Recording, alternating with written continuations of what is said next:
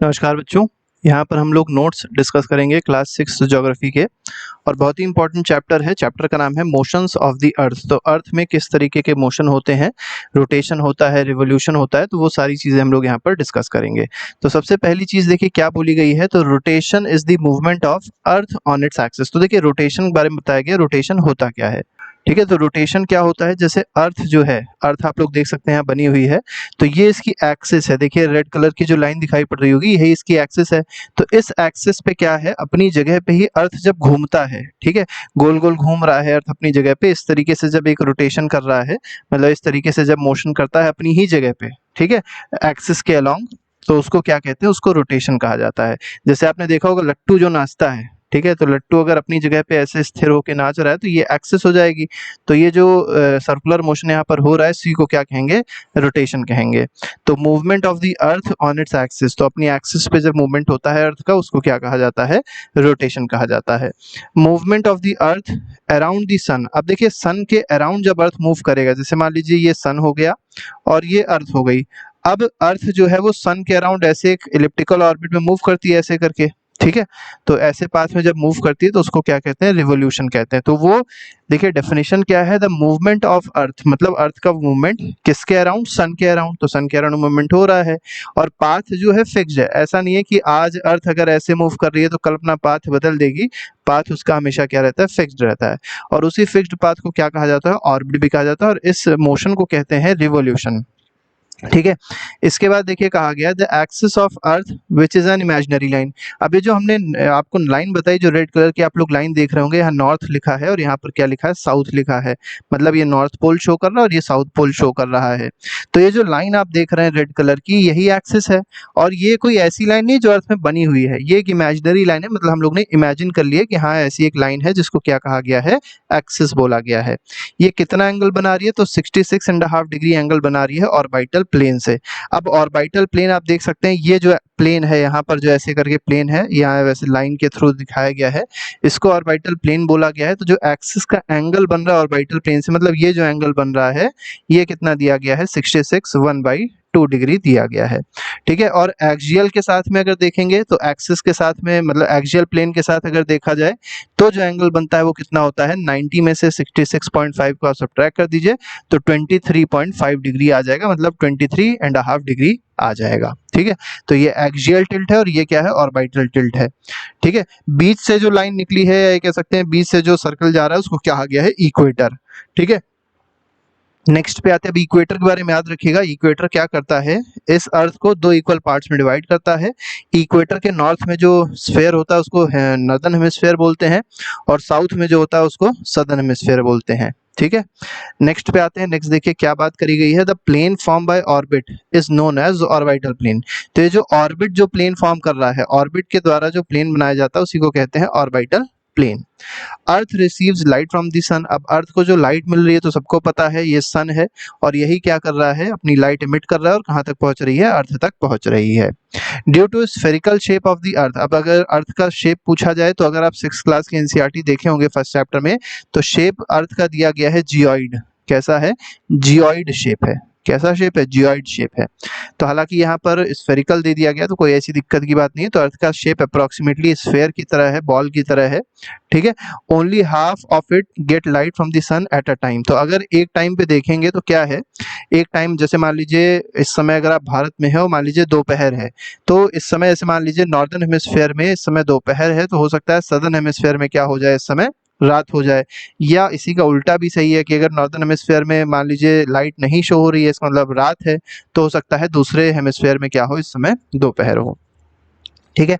तो इसीलिए होता क्या है, जो पोर्शन सन को फेस करता है, मतलब अर्थ का वो पोर्शन, जैसे आप देख सकते हैं ये वाला जो पोर्शन है, ठीक है, ये इस समय सन को फेस कर रहा है, मतलब सन की जो डायरेक्शन है या सन का जो फेस है वो बिल्कुल इस अर्थ के फेस की तरफ है। इसीलिए इस पोर्शन पे इस समय क्या होगा, डे होगा। और एक पोर्शन आप देख सकते हैं ऐसा है जहाँ पर सन की लाइट नहीं पहुंच रही, तो इस समय क्या हो जाएगी, नाइट हो जाएगी। तो डे और नाइट क्यों होती है आपको समझ में आ गया होगा, ठीक है। वही यहाँ पर बात कही गई है। Circle that divides the day from night on the globe is called circle of illumination. अब देखिए यहाँ पर दिया गया सर्कल ऑफ इल्यूमिनेशन क्या होता है। तो सर्कल ऑफ इल्यूमिनेशन को देखेंगे तो देखिए इतने पोर्शन में आप देख सकते हैं क्या है, डे है, और इतने पोर्शन में क्या है, नाइट है। तो ये जो लाइन है जो इसको सेपरेट कर रही है, ये कह सकते हैं लाइन ही नहीं होगी, एक सर्कल होगा, पूरा गोल सर्कल होगा जो क्या कर रहा है, डे और नाइट को सेपरेट कर रहा है। तो इसी को कहा जाता है सर्कल ऑफ इल्यूमिनेशन। ठीक है। अब एक रोटेशन कंप्लीट होने में, मतलब ये जो पोर्शन आपको दिखाई पड़ रहा है ये इस तरफ कब आ जाएगा, सन के सामने ये कब आ जाएगा, तो ये 24 घंटे में, मतलब क्या होता है कि एक बार वो उधर पहुंचता है, दूसरी बार ये इधर की ओर पहुंचता है। ठीक है, मतलब ये इधर आएगा और ये इधर, मतलब एक पूरा गोला कंप्लीट होने में, एक पूरा रोटेशन कंप्लीट होने में अर्थ को कितना टाइम लगता है, 24 आवर्स लगते हैं। ठीक है, हालांकि 24 आवर्स से थोड़ा सा ज़्यादा भी लगता है, लेकिन हम लोग उसको कंसीडर नहीं करते हैं। ठीक है, जो भी थोड़ा डिफरेंस रहता है उसको कंसीडर नहीं किया था। तो 24 आवर्स अप्रॉक्सीमेटली जो है वो एक रोटेशन कंप्लीट होने में लगता है, इसको पता होना चाहिए। The period of rotation is known as earth day. अब ये जो मतलब 24 घंटे लग रहे हैं एक रोटेशन कंप्लीट होने में अर्थ को, उसी को क्या कहा जाता है, अर्थ डे भी कहा जाता है। ठीक है, this is daily motion of the अर्थ। और हर दिन जो अगर आप देखेंगे तो क्या होता है, एक दिन में अर्थ पूरा चक्कर लगा लेता है। मतलब जैसे मान लीजिए कोई अगर प्लेस, कोई पर्सन यहाँ खड़ा हुआ है, तो ये दोबारा इस पोजीशन पे कब पहुंचेगा, तो एक दिन, जस्ट पर्टिकुलर एक दिन बाद फिर से ये अपनी इस पोजीशन पे आ जाएगा। मतलब ये सन के पीछे आ जाएगा, जैसे इस समय आपको दिखाई पड़ रहा है। ठीक है, इसीलिए आप देखते होंगे होता क्या है कि जो लोग मेनली इस पोर्शन पे रहते हैं इक्वेटर के आसपास, वहाँ पर आप देखेंगे तो अल्टरनेट डे और नाइट होती है। मतलब एक बार दिन होगा, फिर रात होगी, फिर दिन होगा, फिर रात होगी। लेकिन जो लोग यहाँ पर रह रहे हैं, आर्कटिक पे लोग रह रहे हैं या अंटार्कटिक पे लोग रह रहे हैं, तो यहाँ पर डे और नाइट ऐसे नहीं होती, कंसेक्यूटिव नहीं होती है। यहाँ पर ऐसा रहता है कि 6 महीने दिन ही रहेगी और फिर 6 महीने रात ही रहती है। क्योंकि यहाँ पर आप देखेंगे कितना भी घूम जाएगा, वो जो मतलब लाइट है वो हमेशा यहाँ पड़ती रहती है, तो यहाँ पर हमेशा दिन ही रहता है और यहाँ पे क्या रहेगी, हमेशा रात रहेगी। उसके बाद जब रिवॉल्यूशन होता है तो उल्टा हो जाता है। तो अभी उसको फिलहाल हम लोग को डिस्कस नहीं करना है। What would happen if the earth did not rotate. देखिए बहुत अच्छा क्वेश्चन है। अगर पूछा जाए कि अर्थ रोटेट ना करता अपनी एक्सिस पे, जो एक्सिस है उसके अराउंड अर्थ रोटेट ना हो रहा होता, ठीक है, तब क्या हो जाता। तो इसमें होता ये कि जो पोर्शन अर्थ का सन को फेस कर रहा था, अब जैसे मान लीजिए यही अर्थ के बारे में आपसे बताएं। अब मान लीजिए अर्थ जो है वो रिवॉल्यूशन तो कर रहा है लेकिन रोटेशन नहीं कर रहा है, मतलब अपनी जगह ऐसे ही पे स्थिर है, मतलब इसमें घूम नहीं रहा है अपनी प्लेस पे। तो क्या होगा कि ये जो पोर्शन है ये हमेशा लाइट रिसीव करेगा और यहाँ पर हमेशा रात रहेगी। अब ये हमेशा लाइट रिसीव करेगा तो यहाँ गर्मी बहुत हो जाएगी और यहाँ पर जाड़ा बहुत हो जाएगा, तो कहीं ना कहीं लाइफ का एग्जिस्टेंस खत्म हो जाएगा। ठीक है, thus bringing warmth in the region. तो मतलब ये बताया गया है कि जो फेस ऐसा होगा अर्थ का जो हमेशा डे एक्सपीरियंस करेगा, वहाँ बहुत ज़्यादा गर्मी हो जाएगी। और ऐसा दूसरा हाफ क्या होगा जो जिसमें हमेशा डार्कनेस रहेगी, जहाँ पे हमेशा रात रहेगी, तो वो धीरे धीरे करके बहुत ज़्यादा ठंडा होने लग जाएगा। और होगा क्या कि यहाँ पर क्योंकि गर्मी बहुत ज़्यादा होगी तो इससे लाइफ खत्म हो जाएगी, और यहाँ जाड़ा बहुत होगा उसकी वजह से एक्सट्रीम कंडीशन हो जाएगी और धीरे धीरे करके लाइफ समाप्त हो जाएगी। सेकंड मोशन पे आते हैं। सेकंड मोशन कैसा मोशन है, तो देखिए अभी तक हम लोग ने जो बातें करी वो रोटेशन की थी। अब जो बात करेंगे किसकी है, रिवॉल्यूशन की है। ठीक है, रिवॉल्यूशन हमने बताया था कि अर्थ जो है, जैसे मान लीजिए ये सन है, ठीक है, और अर्थ क्या करता है, मान लीजिए अर्थ है, ये रिवॉल्यूशन कर रहा है किसके अराउंड, सन के अराउंड। ये इलिप्टिकल पाथ में रिवॉल्यूशन करता है, ऐसे ऐसे करके घूमता है। इसी फिनोमेना को कहते हैं रिवॉल्यूशन ऑफ अर्थ। ठीक है, अब देखिए इसके बाद क्या कहा गया, तो रिवोल्यूशन पता चल गया होगा, the second motion of earth around the sun. तो देखिए जब रोटेशन करेगा तो किसी के अराउंड नहीं करेगा, अपने पोजीशन पे करता है।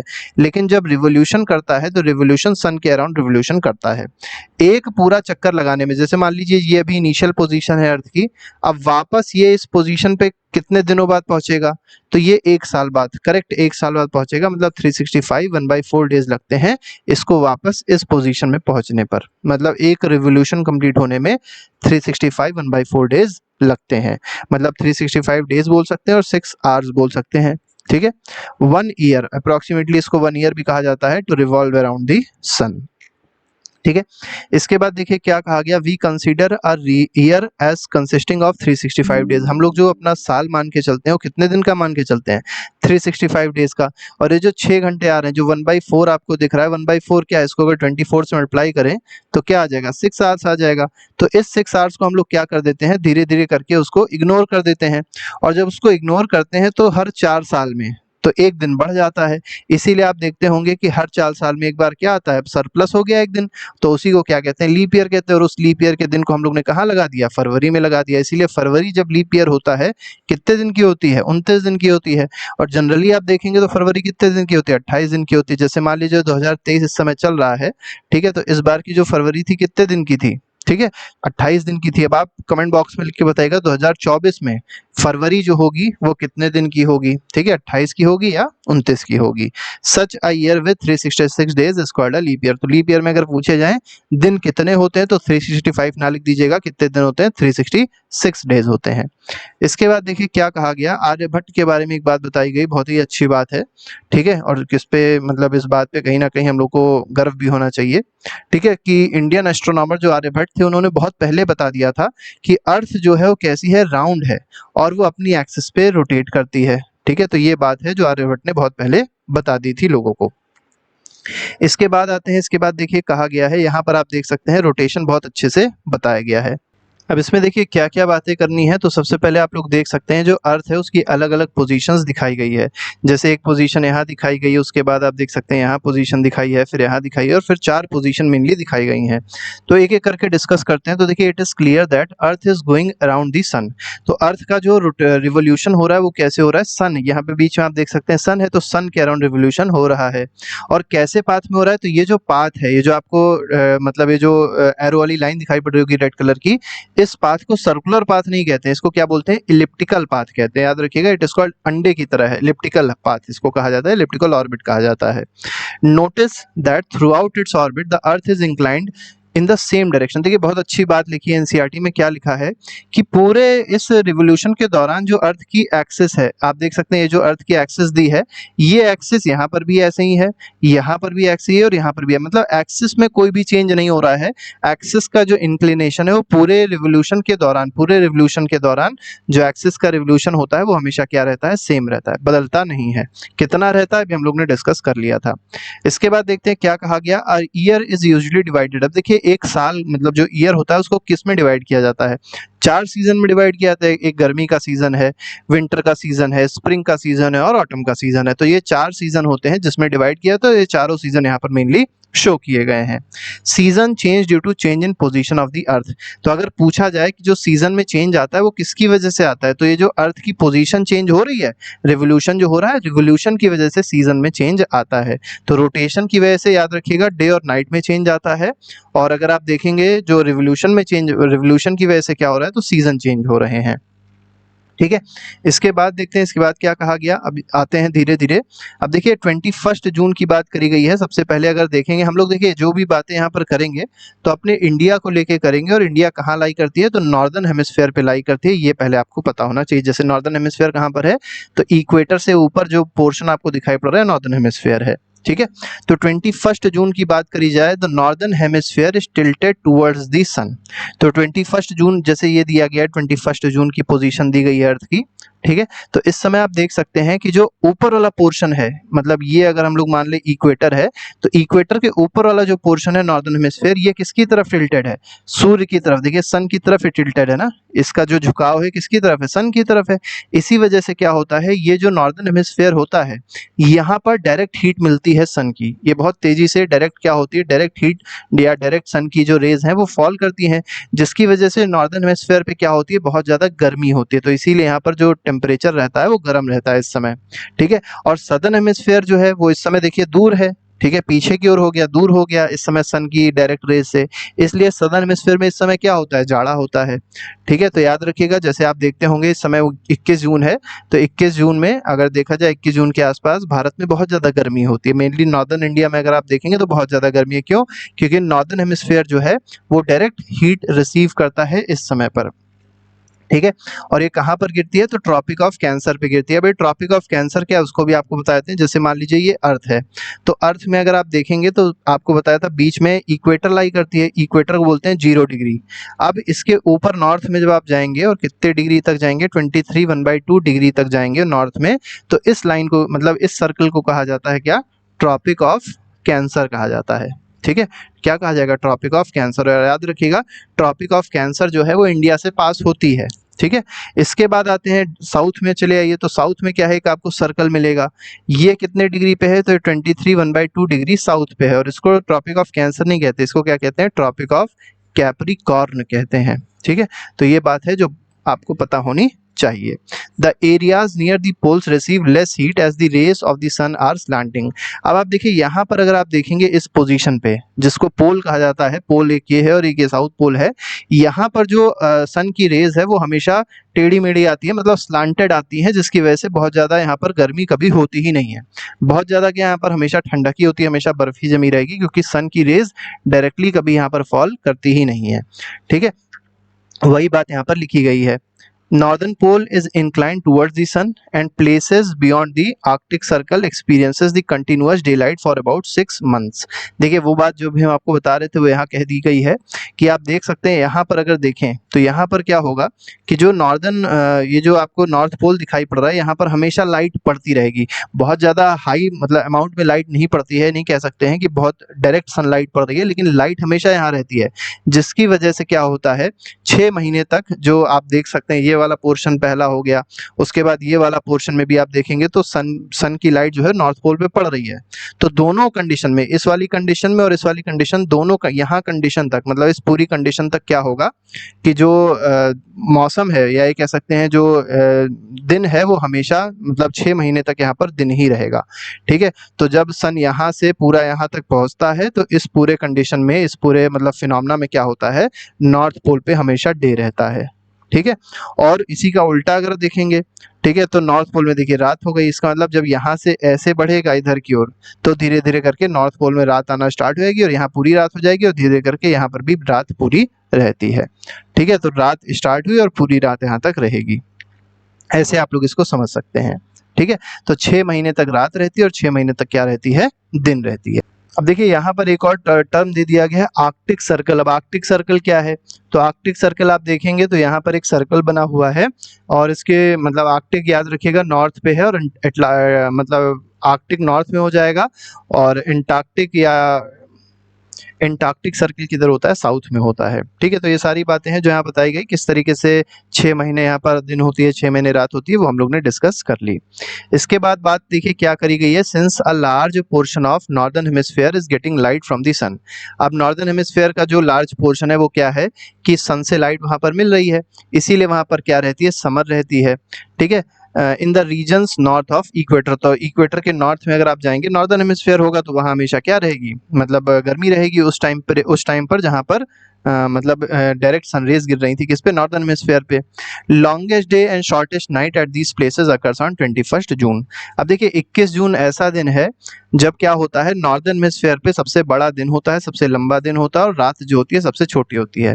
देखिए टाइम लंबा और टाइम छोटा नहीं होता, लॉन्गेस्ट डे का मतलब ये होता है कि सूरज जो है वो देर में डूबेगा। ठीक है, शॉर्टेस्ट नाइट क्या है, शॉर्टेस्ट नाइट का मतलब ये है कि जो सूरज है जब ये उगेगा तो जल्दी उग जाएगा, ऐसे आप इसको समझ सकते हैं। ठीक है, तो मतलब सुबह देखते होंगे आप लोग, गर्मियों में क्या होता है, गर्मियों में सुबह जो होती है वो 5:30 बजे भी हो जाती है, 5:15 बजे भी हो जाती है, मतलब सूरज निकलने लग जाता है। और जब आप रात देखेंगे, रात कब होती है, तो रात मतलब सूरज डूबता कब है, तो 7:30 बजे कभी डूबेगा, कभी 7:15 बजे डूबेगा। ठीक है, लेकिन अगर आप विंटर्स में आ जाएं, तो विंटर्स में इसका उल्टा देखने को मिलता है, क्या कि सूरज के डूबने का टाइम हो सकता है 5:30 ही बजे हो जाए, तो 5:30 बजे शाम को सूरज डूबने लग जाता है। और उगने का टाइम क्या होता है, सूरज मतलब हम लोग जब सुबह उठते हैं, मान लिया 6 बजे सुबह उठ रहे हैं तो 6 बजे क्या देखेंगे, रात ही हो रही है, तो हो सकता है सूरज के उगने का टाइम 6:30 बजे का हो जाए। ठीक है, तो इस तरीके से चेंजेस होते रहते हैं, वही बात यहाँ पर कही गई है। ठीक है, अब सदर्न हेमिस्फीयर में इसका जस्ट रिवर्स होगा। अभी हमने आपको बताया था नॉर्दर्न हेमिस्फीयर पे अगर समर सीजन हो रहा है तो सदर्न हेमिस्फीयर पे क्या हो जाएगा, विंटर सीजन हो जाएगा। और क्यों हो जाएगा वो आप लोग इस डायग्राम से देख के अब समझ सकते हैं। ठीक है। इसके बाद देखिए क्या कहा गया, 22 दिसंबर की बात करी जा रही है। तो 22 दिसंबर पहले देखते हैं कहाँ पर है। तो 22 दिसंबर अगर आप देखेंगे तो इस पोजीशन पे जो है वो 22 दिसंबर की बात हो रही है। इसको विंटर सोलिसिटस कहा गया है। विंटर सोलिसिटस मेनली इसलिए कहा गया है कि नॉर्दर्न हेमिस्फीयर में क्या हो रही है, विंटर का सीजन इस समय हो रहा होगा। और सदर्न हेमिस्फीयर में देखेंगे तो कौन सा सीजन हो रहा है, सदर्न हेमिस्फीयर में जो सीजन हो रहा है वो समर का है। क्यों समर का है, इसको समझ लीजिए। सदर्न हेमिस्फीयर ये वाला पोर्शन अब आप देख सकते हैं, सन की तरफ टिल्टिंग किसकी हो गई, सन की तरफ कौन सा हेमिस्फीयर टिल्ट हो गया है, तो जो सदर्न हेमिस्फीयर है वो सन की तरफ टिल्ट हो गया है। तो डायरेक्ट सनरेज जो अब गिर रही हैं वो नॉर्दर्न हेमिस्फीयर पे नहीं गिर रही हैं, किस पे गिर रही हैं, सदर्न हेमिस्फीयर पे गिर रही हैं। और क्योंकि सदर्न हेमिस्फीयर पे गिर रही हैं इसलिए ये वाला जो पोर्शन रहेगा, सदर्न हेमिस्फीयर जो रहेगा, वहां पर जितनी भी कंट्रीज रहेंगी वो सब कैसी हो जाएंगी, गर्म हो जाएंगी, वहां पर गर्मी का सीजन हो जाएगा। और नॉर्दर्न हेमिस्फीयर पे क्योंकि जो रेज गिर रही हैं सन की वो स्लांटेड है, टेढ़ी है, जिसकी वजह से यहाँ पर क्या रहेगी, ठंडक रहेगी। ठीक है, वही बात यहाँ पर देखिए कही गई है कि कैप्रिकॉर्न जो है भी हमने आपको बताया था, जो नीचे की ओर 23.2 डिग्री पे है, वहां पर डायरेक्ट रेज गिरती हैं, जिसकी वजह से साउथ पोल जो है, ठीक है, या ये कह सकते हैं साउथ पोल टिल्ट हो गया सन की तरफ, जिसकी वजह से वहां पर क्या रहेगी, गर्मी रहेगी।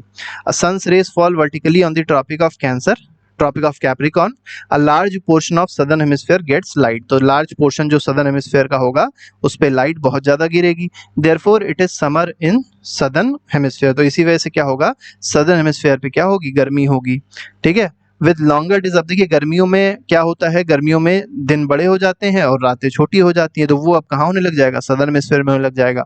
और नदर्न हेमिस्फीयर में जस्ट इसका उल्टा होगा। नदर्न हेमिस्फीयर में इस समय क्या हो रहा होगा, नदर्न हेमिस्फीयर में इस विंटर हो रही होगी, और अगर विंटर हो रही होगी तो क्या होगा, रातें लंबी हो जाएंगी और दिन छोटा हो जाएगा। ठीक है, वही बात कही गई, रिवर्स होता है किसमें, नॉर्दर्न हेमिस्फीयर में। ठीक है, और इसी पोजीशन को मतलब अर्थ की इस पोजीशन को क्या कहा जाता है, विंटर सोलिसिटस भी कहा जाता है। नेक्स्ट पे आते हैं, अगली बात देखिए क्या कही गई, यहाँ पर 2 पॉइंट आपको और समझने हैं। ठीक है, और वो 2 पॉइंट कौन से हैं, 21 मार्च और 23 सितंबर। ठीक है, अब देखिए 21 मार्च वाला पॉइंट ये है, इसको इक्विनॉक्स कहा जाता है, और 23 सितंबर वाला पॉइंट ये है, इसको भी इक्विनॉक्स कहा जाता है।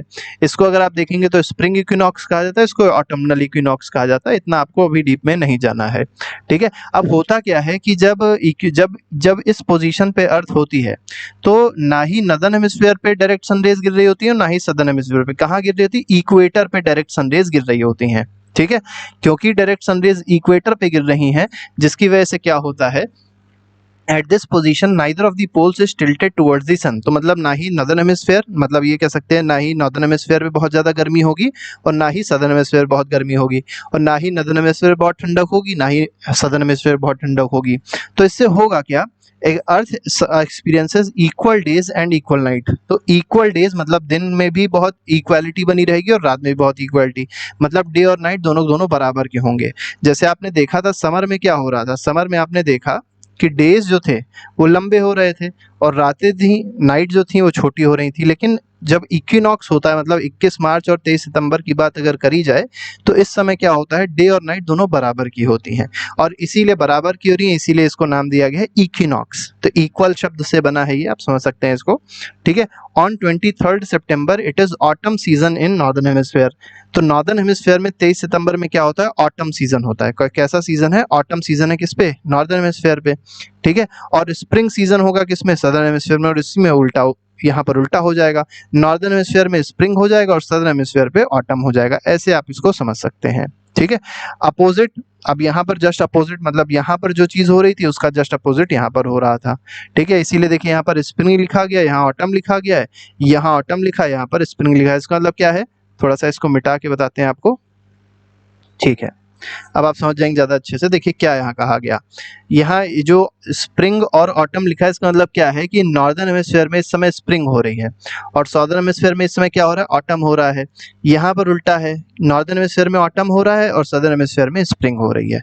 ठीक है, तो इस तरीके से आप 23 सितंबर को और 21 मार्च को मिला सकते हैं, दोनों में होती एक ही जैसी चीजें हैं। इसमें डे और नाइट का जो मतलब ड्यूरेशन होता है वो बराबर का हो जाता है। तो ये हमारे पास इंपॉर्टेंट नोट्स थे इस चैप्टर के जो हम लोग ने डिस्कस किए। आई होप सारी बातें आप लोग को समझ में आ गई होंगी। अगर कोई बात ऐसी है जो अभी भी रह गई है आप लोग कमेंट बॉक्स में लिख के बता सकते हैं, उसका भी सोल्यूशन आप लोग को मिल जाएगा। और बाकी जितने भी इसके नोट्स हैं उसको देखने के लिए आप लोग प्लेलिस्ट पे जा सकते हैं, प्लेलिस्ट पे सर्च आउट कर सकते हैं और चैप्टर्स को, और जितने भी चैप्टर्स बचे हैं उसके भी हम लोग नोट्स जल्द से जल्द बनाने की कोशिश करेंगे। तो अभी के लिए फिलहाल नहीं, thank you very much, goodbye, जय हिंद।